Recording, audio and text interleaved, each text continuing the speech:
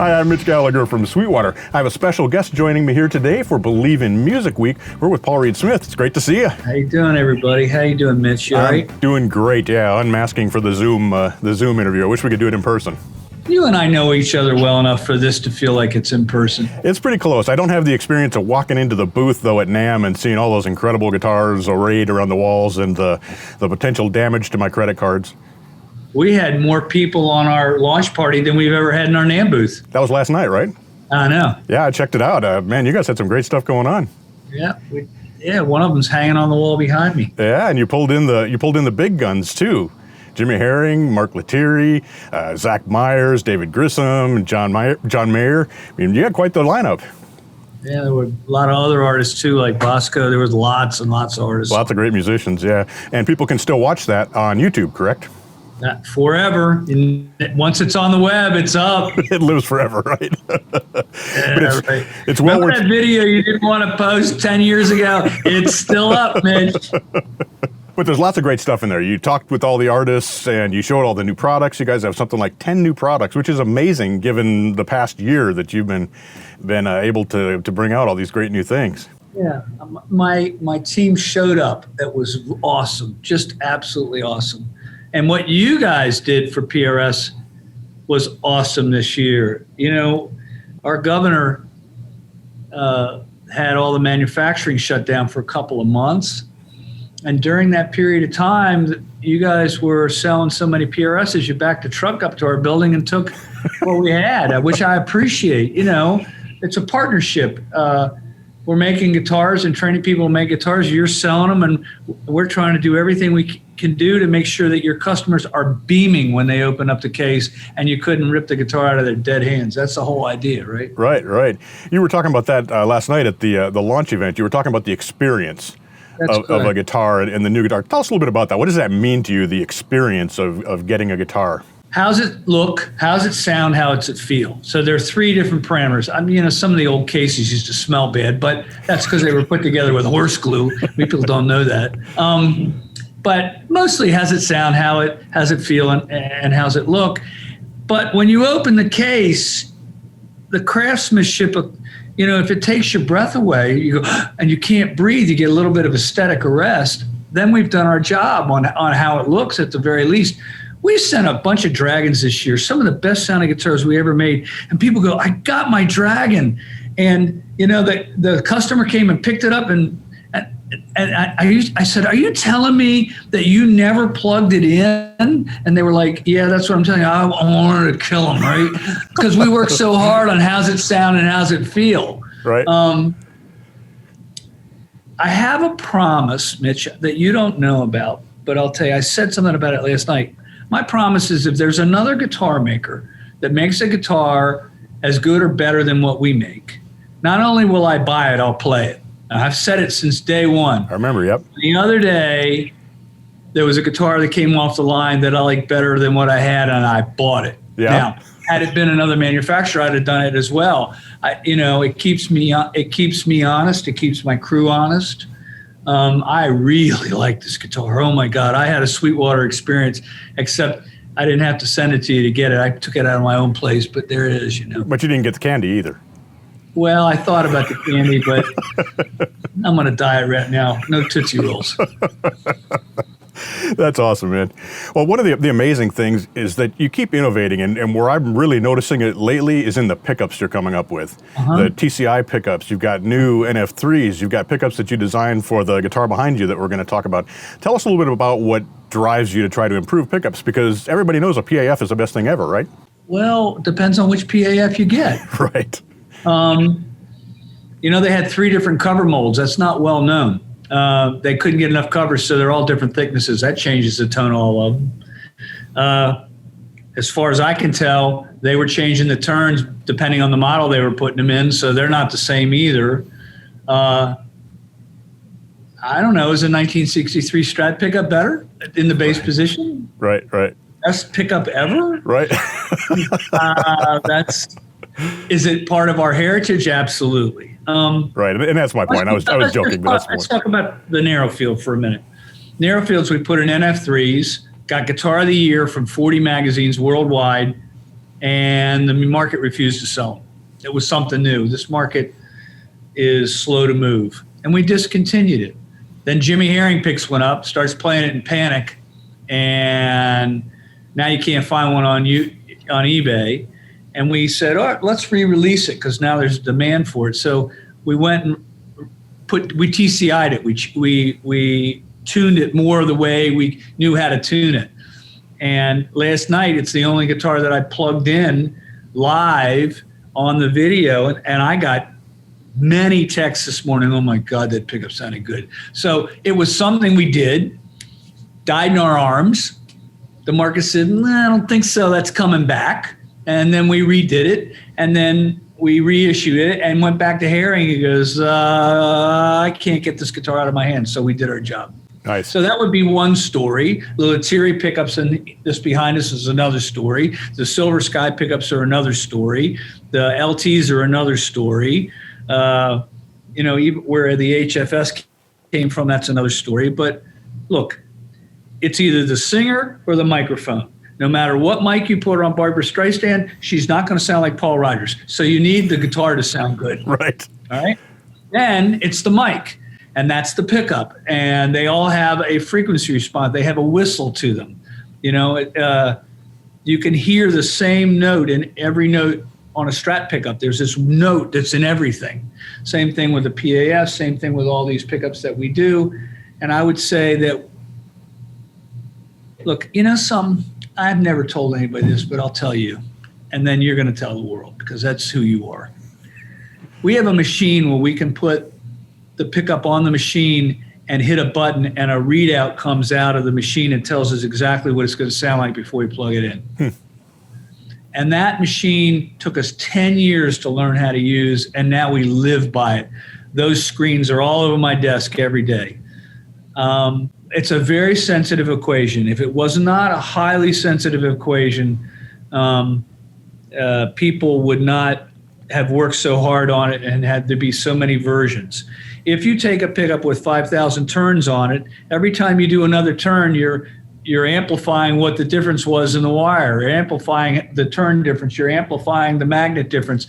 It's this immense magnifying glass. And baby little teeny steps are immense differences in the experience the guitar player has. And what I want them is to plug it in and love it.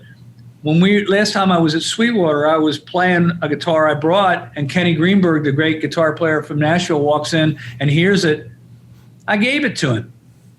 And he goes, "Why are you doing this, Paul?" And I said, "Because I can make another one. You can't." But he loves those pickups. Right. He loves them. Right.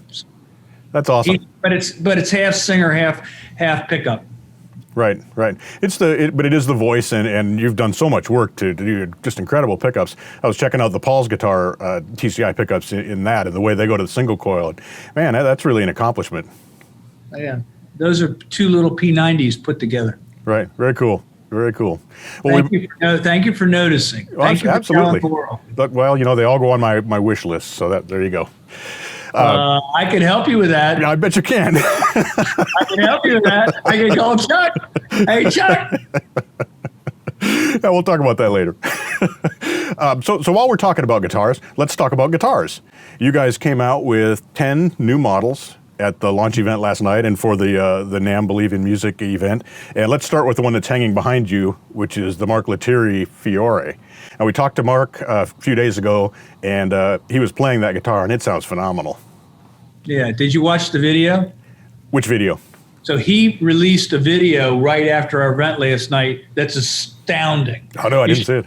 You should put it up on your website. It's really something. We worked on these pickups a lot. We worked on the sound of the guitar a lot. Sound of the bridge, the way it works. And I get a call from a very famous California guitar player. He says, "Well, you did it.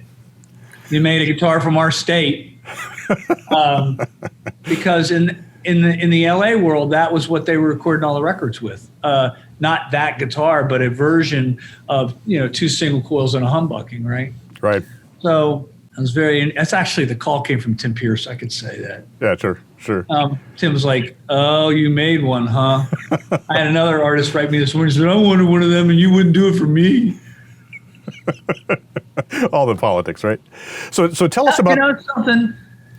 It wasn't politics. It was a real feeling they had. Right. I waited for this for a long time, and here it finally is. Thank God. It was okay. Right. Well, he's such a great player and such a great guy as well. Tell us a little bit about how you guys connected and how the guitar came to be. Did he go to you? Did you run into him? Or how did that whole process go? Mark Lettieri is an extraordinarily good guitar player, and Snarky Puppy has a real following. And when somebody's that good, they really influence the market. We found out that he was looking for a guitar, and we solicited him and said, we think we can do what you need. And he said, okay, I'll give you a chance, but I'm going to have to fly there 3 times to make sure it's what I want. And it was the same story as David Grissom and Tremonti said last night. It was a lot of time spent making sure it was his favorite instrument, not because he's endorsing it, but because it truly is his favorite instrument. I like these musicians with really high integrity that wouldn't play it unless they loved it. I like that. We had an opportunity. I begged him to let us be the guitar makers we are. I saw it as guitar maker tries to make artist happy. And he gave us the opportunity. And look, when Bugs Henderson passed away, he had a tattoo on his arm of his red guitar. Right. He inked the deal. Right. So, in a way, when David Grissom's playing a PRS, he's known for playing a PRS. Believe me, if I picked up another maker's guitar, it would make the internet news. It would be a thing. I told John last night, John Mayer, I said, you have a very different sound in your hands, John, than I do. But I found a guitar that suits my hands, and John had found a guitar that suits his hands, and he wasn't going to pick it up until it suited him. So I don't know. I mean, I think one of the best sounds in hands on the planet is Robin Ford, as you know. From moment one, Robin's playing. Now, Carlos Santana has an extraordinary sound in his hands, as does, I could name, let's just name a non-PRS player, Gilmore. Sure. It just goes, the list goes on and on. Jeff Beck, Eric Johnson. Right. So delivering the instrument that can facilitate them having that voice is the goal. Yeah, you want it to be like an old T-shirt. You put it on, you don't even notice you did it, and you go to work, or you go out, to the bar or whatever. I want the guitar to be so comfortable they don't even notice it. Right. Really, think about it for a second, Mitch. Everything on the guitar is perfect except the 5th fret's in the wrong place. Done. Right. Everything's perfect except the treble pickup doesn't work for you. Done. We have to bat almost 1,000, otherwise, no gig. Right. Well, speaking of John Mayer, you guys also introduced a limited edition of the Silver Sky in a gorgeous lunar ice finish. Mm-hmm. Man, it's just beautiful. I'm sure a lot of them are going to end up at Sweetwater. Yeah, I think so. So how do you do a finish like that changes color as you turn the guitar and as you move it around? It's a flip-flop paint is what it's called in the car industry. It's been done for a long time. It's not the first time flip-flops have hit guitars, but I got to tell you, there's about 1,000 different versions, and John's very particular about exactly what versions are on there and how it works. When I was flipping the guitar over in the video last night, it was turning purple and green, which I thought was cool. Right. I thought he did a really good job making sure it was classy, elegant. And as he said, there were 8 samples before he signed off on it. Yeah, well, like you said, they play them because they love them, and they got to be right. So that's awesome. That's awesome. Zach Myers has a new SE version of his guitar, and you have several other SEs came out as well.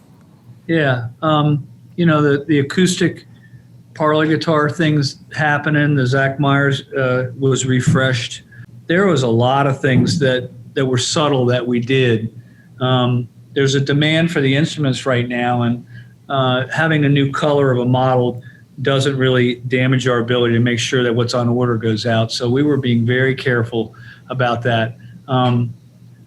the Fiore, I got a lot of questions about today. I had people calling me and asking me if they could be first to get one of the Polar Ices, which I don't get in the middle of. Right. You know, I actually, we had family members wanting one. That's awesome, though. That's a tribute to making cool stuff. And speaking of the two that I really caught my eye, you mentioned Jimmy Herring, but the Studio and the Special have those new NF3 pickups in it. What's the difference between those? Are they aimed at different players? One of them is hum, single hum. The other one's single hum, but they're not singles. They're real humbuckers, right? And one of them was hollow, so semi-hollow. So the hum narrow field hum has a hollow body to it, and the narrow field humbucking is a straight 25-inch scale guitar. Look, that pickup, when I plugged it in last night, it just sounded beautiful to me. Now, did you hear it, Mitch? I did. Yeah, I watched the event and I heard it. Sounds single coily to you? It sure does. It's got that top end, that open top end. It's not spiky, still round sounding pickup, but it's just really open and really beautiful sounding. Cool. Yeah, absolutely. I can't wait to get my hands. I want to try it out. Speaking of having fun, I also noticed during the launch event, it's the 25th anniversary of Private Stock, and you guys have a movie coming out about that, or someone has a movie coming out about that. We do. It's coming out in February. There was a 1-minute trailer of it last night. I'm very, very pleased with how well it shows the world what Private Stock is. For the most part, Private Stock drives itself. The world knows about it, and we get a lot of orders for them, and they're beloved, and they're the highest end thing we do. But to have a movie that actually lets you see inside and, you know, how they're made and what the design philosophies are and the wood philosophies are, I think is a really good thing. I've seen pieces of the movie, and I was a part of some of the interviewing, and I thought that they're doing an extraordinary job. It was one hell of a film crew that showed up here. Yeah. This was a film crew for making movies, not just doing videos. Right. Well, as you know, having been out to the factory several times, I've been able to hang out in the wood library, and for people to get to see behind the scenes and see just the treasures that you guys have there and what you do with them, it's going to be great to see that. So do you know why we built that? Tell us. In 2009, we ran through our back order, and we had no orders. It was over. Done. And we had been squirreling wood away for 10 years, waiting for a rainy day. Well, it rained. So we put it all up for sale. I told the wood team they had 2 weeks to put all the racks up, put all the wood in there, and build a wood library. And they looked at me like I had a rabbit on my head, except they knew we needed the orders. So they said, okay, don't worry about it. It'll be done. And 2 weeks later to the day, we opened it up. There was 30 people there from Japan, all the buyers from the stores there. There were buyers from all over the country going in there and going through the wood and getting guitars made out of it. And the first order we got was from Dave's Guitars in La Crosse, Wisconsin, and he had a pallet of 30 tops and 30 backs and fretboards and necks, and we got an order because we'd put this wood up for sale. And that's where it started. It started because without it, we wouldn't have made it. 2009 was tough for guitar companies because the mortgage crisis stopped people from buying guitars. Guitar repairmen were going nuts because everybody's taking their guitars and getting them fixed, but guitar sales had stopped. Right. So I'm pleased with there's two wood libraries now. There's the Vault for Private Stock and then the wood library for Core. And you've seen them, and it's fun to go in there and pick the pieces out and go, I'll take a guitar out of this wood. I picked it up. Right. Yeah, it's amazing. It's like stepping into, I don't know what, Disneyland or whatever for those of us who love beautiful figured wood and beautiful tone woods as well. Not just the figuring, I mean, that's an aspect of it, but also just the amazing tone woods you guys have put away there. When we first built it, it was small. It was in my office, and I named it the Mousetrap for Rock Stars. Because I knew if a rock star was in and he loved guitars, he'd want to go through the pile. Right. Snap. Gotcha.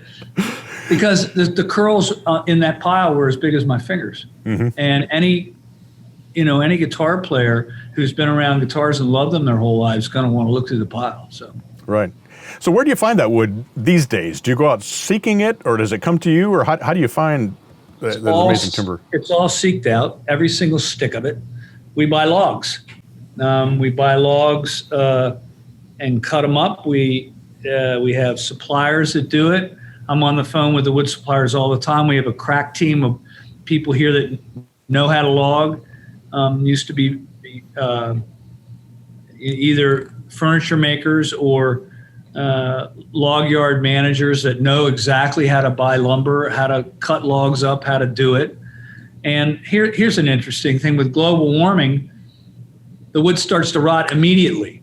So one of the things they do is they debark it and roll it in an antifungal so that it doesn't turn color. I mean, literally within hours of cutting the tree, they've got to make sure that it doesn't start the beginnings of rotting because things are so much hotter. Another thing going on is it used to be that in the wintertime, all the roads were frozen and the trucks could get in. Now they're muddy from the snow.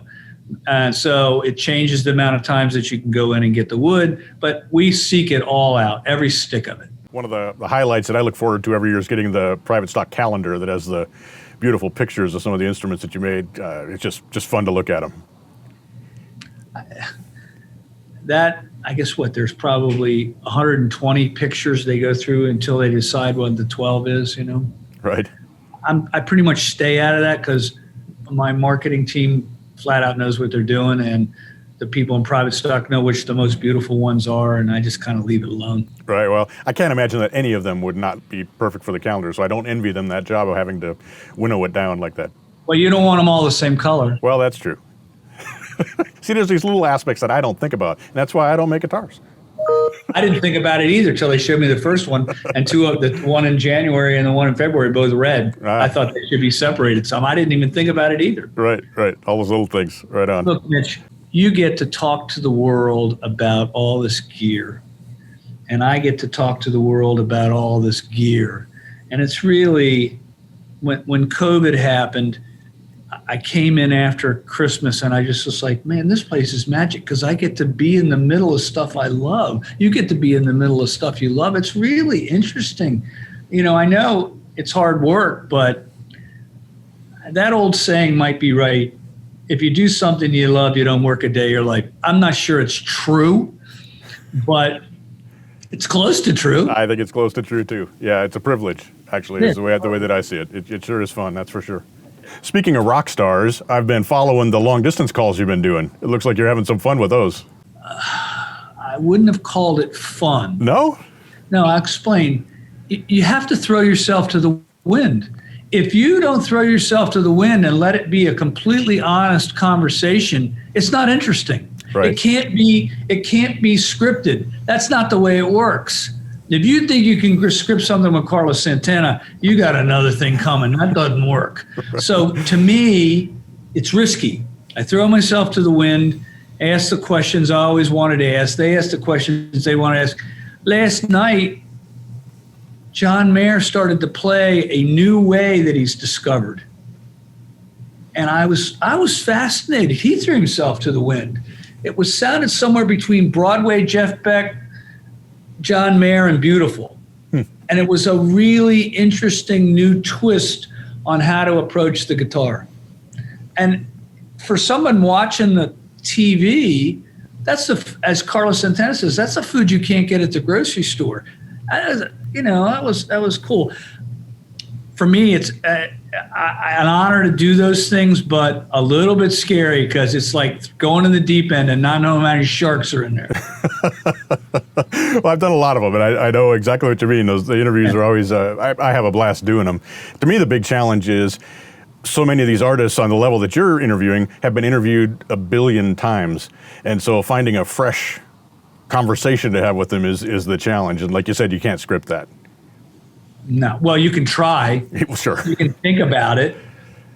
At one point, John Mayer asked me, he goes, well, what rig would you've always wanted to play through? And I said, can I answer it with two answers? Which was a curveball. He throws me a curveball. I throw one back. He goes, okay, 2. I said, well, I'd like to play through Hendrix's rig at Woodstock when he played the Star Spangled Banner with my guitar. I would have wondered what that felt like. Right. And then I wanted to play through Gilmour's rig when he was recording the solo on Comfortably Numb. Two Can good you choices. imagine plugging that guitar into that rig with that coming out of those speakers? Right. That would have been fun. I actually got a chance to play through some of these rigs. I got a chance to play through Eric Johnson's rig. I've had a chance to play through Carlos Santana's rig. I never plugged into Mark Tremonti's rig because I think it would hit me in the head like a brick. I mean, you don't know. I mean, I'm telling you, that thing you hit. It's like Jimmy Herring said. You want your pant leg to go like this in front of the 412 cabinet, you know? Right, right. I got a chance to play through. I can't remember. It was somebody's rig, and it sounded just like Carlos Santana's amp. And I realized all these rock stars were playing through amps that sounded similar, but it was their hands that was different. Right. Right. That's the part of the equation you can't duplicate, right? Well, they can. I can't. Right, but you can't duplicate them but then doing again, it. I injured my hand, Mitch. I couldn't play for 6 months. Oh, wow. And it was actually, I mourned it. And then they took a risk and they injected steroids right where the problem was, and it fixed. And now I can play again. I took a risk. Wow. And I can't tell you how appreciative I am now that I can play. When it's been taken away from you, it's like it couldn't walk for 6 months and you can walk all of a sudden. God, it feels so good to walk, where in a normal day, I could walk. That's easy, you know. Right, right. I don't know. So I find those things fascinating, those interviews, and exhausting, because you got to have every brain cell firing. This person on the other end of the phone's a genius, and you got to deal, and you got to be up to snuff. Yep. I know exactly what you mean. It's a lot of fun, though. Yeah. Well, man, it's also a lot of fun chatting with you. You seem more comfortable with it than me. Well, I've done a few. Yeah, I got that part. All right, so I have a question for you. All right. In this COVID time, you've got hundreds and hundreds of people helping your customers. What's the feeling in Sweetwater right now? Because I know you've had a pretty good time, because people need music gear to feel better locked up at home. Right. As always, Chuck Surak, the founder and president of Sweetwater, very well. And Chuck is nothing if not always looking for the positive spin on things. And so his approach from day one, when this all started to happen and the lockdown started to happen and we started to hear from more and more people, was how are we going to take care of these customers? What do we have to do to make this work? And our team pulled together, like you mentioned your team, and it really was a team effort. Everybody, Chuck and his family, his daughter was out in the distribution center packing orders, and so the team just pulled together. And so it was such a positive experience, all based on that one thing of how are we going to take care of all these musicians who want to make music during this thing that we're all dealing with. And when you have something like that drives you, honestly, it's pretty easy. You do what you got to do to make it all work, and you do it in a safe way, and that was the big part. You wouldn't believe the safety stuff they put in place here at Sweetwater, so we could all do our jobs without any risk. I mean, it's absolutely been amazing. We've got plexiglass between everybody. Right. On Christmas Eve, we let everybody go home early, and the people on the floor got a more than normal bonus. And the feeling in this building was one of appreciation, that on the job level, it was okay. Right. Because we didn't lay anybody off. We paid them while they were gone. Right. And that was really hard to do. And I would say the feeling in this building is one that's pretty positive. And I imagine that's true at Sweetwater as well. All that you said is the same thing here. That's always Chuck's thing, right? Take care of people. That's always his thing. And you do the right thing, and you take care of people, whether it's customers or whether it's people that work here. And I know it's the same at PRS. I've spoken to many of your employees, and that's always the vibe that comes across. So you can take care of me and send me a U-47. Just take it for free. So you keep putting me on the spot, Paul. Look, I'm sorry. I'm an insufferable gear person. Yeah, in the middle of the event last night, I went upstairs to try to find an old RCA mic pre online. Insufferable.